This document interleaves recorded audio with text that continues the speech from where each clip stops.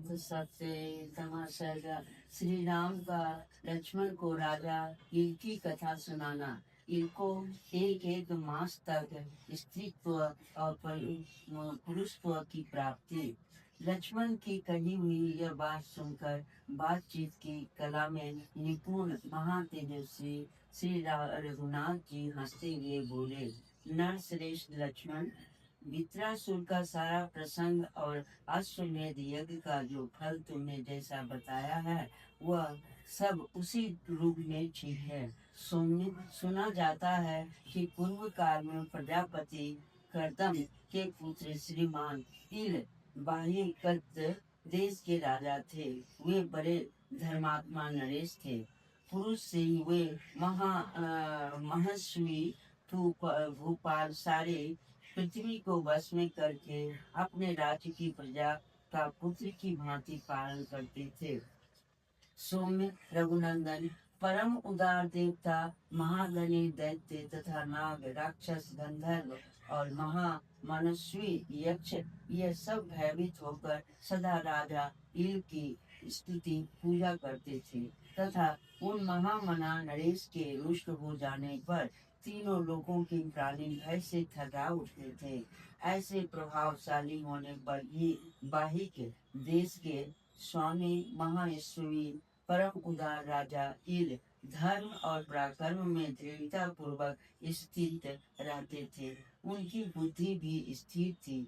एक समय की बात है, सेवक सेना और सवारियों सहित उन महाबाहु नरेश ने मनोरम चैत्र मास में एक सुंदर वन के भीतर शिकार खेलना आरंभ किया।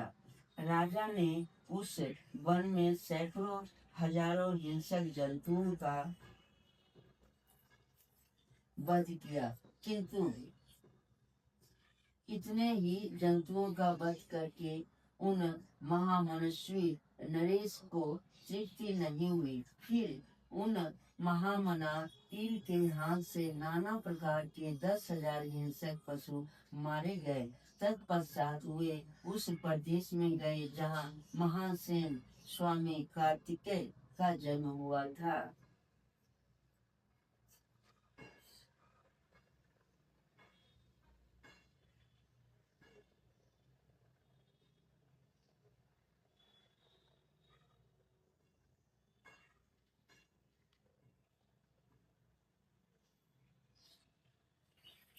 उस स्थान में देवताओं के स्वामी दुर्जय देवता भगवान शिव अपने समस्त सेवकों के साथ रहकर गिरिराज कुमारी उमा का मनोरंजन करते थे, जिनकी ध्वजा पर वृषभ का चिन्ह सुशोभित होता है। वे भगवान उमा बल्लभ अपने आप को भी स्त्री रूप में प्रकट करके देवी पार्वती का प्रेम करने की इच्छा से वहाँ के पर्वतीय झरने के पास उनके साथ विहार करते थे।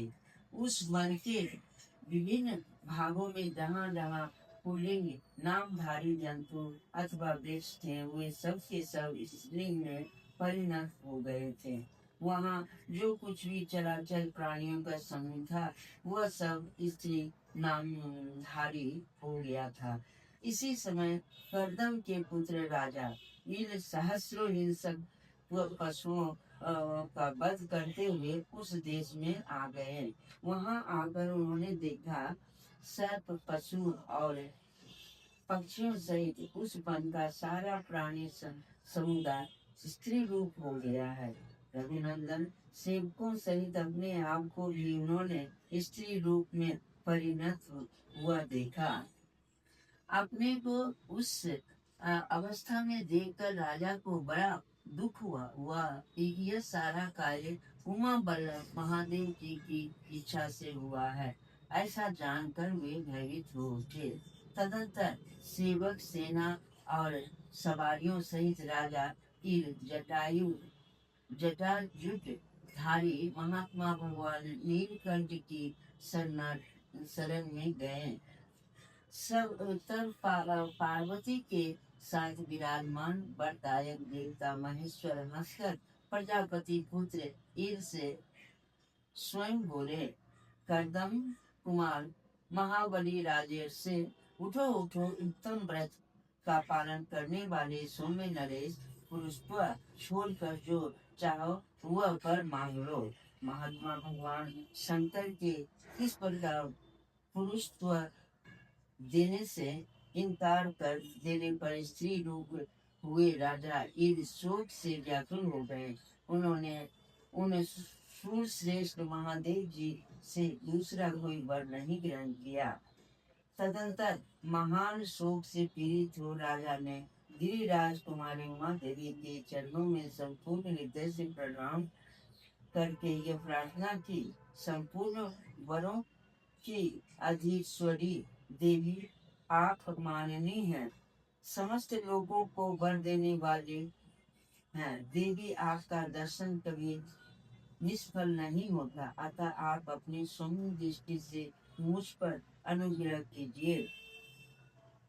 राजर्षि ईर के हार्दिक अभिप्राय को जानकर रुद्र प्रिया देवी पार्वती ने महादेव जी के समीप यशु बात कही, राजन, तुम पुरुषत्व प्राप्ति रूप जो वर चाहते हो उसके आधे भाग के दाता तो महादेव जी हैं और आधा वर तुम्हें मैं दे सकती हूँ, अर्थात तुम्हें संपूर्ण जीवन के लिए जो स्त्रीत्व मिल गया है उसे मैं आधे जीवन के लिए पुरुषत्व परिवर्तित कर सकती हूँ, इसलिए तुम मेरा दिया हुआ आधा वर स्वीकार करो।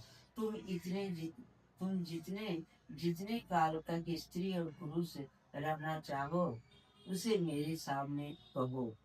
देवी पार्वती का वह परम उत्तम अत्यंत अद्भुत वर सुनकर राजा के मन में बड़ा हर्ष हुआ और वे इस प्रकार बोले, देवी, यदि आप मुझ पर प्रसन्न हैं तो मैं 1 मास तक भूतल पर अनुपम रूपवती स्त्री के रूप में रहकर फिर 1 मास तक पुरुष होकर रहूं। राजा के मनोभाव को मानकर सुंदर मुख वाली पार्वती देवी यह शुभ वचन कहा, ऐसा ही होगा। राजन, जब तुम पुरुष रूप में रहोगे उस समय तुम्हें अपने स्त्री जीवन की याद नहीं रहेगी और जब तुम स्त्री रूप में रहोगे उस समय तुम्हें 1 मास तक अपने पुरुष भाव का जीवन नहीं होगा। इस प्रकार कर दम कुमार राजा 1 मास तक पुरुष रहकर फिर 1 मास त्रिलोक सुंदरी नारी लीला के रूप में रहने लगे। इत्यादि श्रीमद् रामायणे वाल्मीकि आदि काव्ये उत्तराखंड सप्तति सर्गा। इस प्रकार श्री वाल्मीकि निर्मित आस रामायण आदि काव्य उत्तरकांड में 87वां सर्ग हुआ।